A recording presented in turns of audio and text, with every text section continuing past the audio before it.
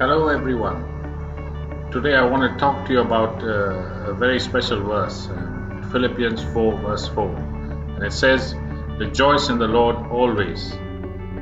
Again, I will say, rejoice. And anytime something is repeated like that in the Bible, we take a closer look. And I decided to have a closer look at the word rejoice. And it's not a word we use in our day to day conversation. We don't go up to someone and say rejoice. You look up the dictionary, it says be glad. And if we translate that, it says be glad in the Lord always. Again, I would say be glad. And I thought that would be quite a difficult verse if you tell someone to be glad at a time like this when there's so many difficulties in the world around with the virus and jobs and economics and people struggling even with life and death.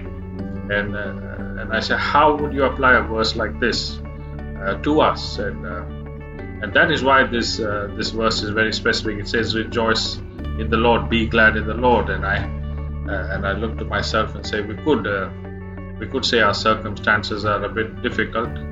There's not a lot there that we can rejoice about, but we can always be glad in the Lord. And one way to do that is to look at our past and see how faithful He has been.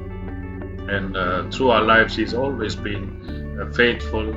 He's always taken us through difficult times. He's always brought us through. He's always been close to us. So a great way to start the day is to go and thank God for all that He has been and done for us, and remain thankful and grateful. The other way is to remember scriptures like He's always an ever-present help in times of trouble, in times of difficulty. God is with us. He has not forsaken us. He has not gone away somewhere on a holiday.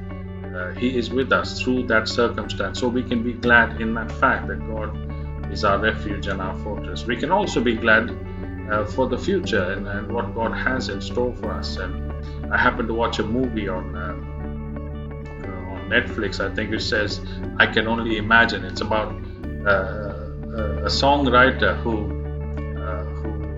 writes a song about his father who was a very difficult and abusive man, and how the Lord turned him around before he passed away. And it's a song about the future. It's a song about heaven. It's a song about one day we will stand face to face with Him, with the Lord. And how will it be at that point? Will I sing?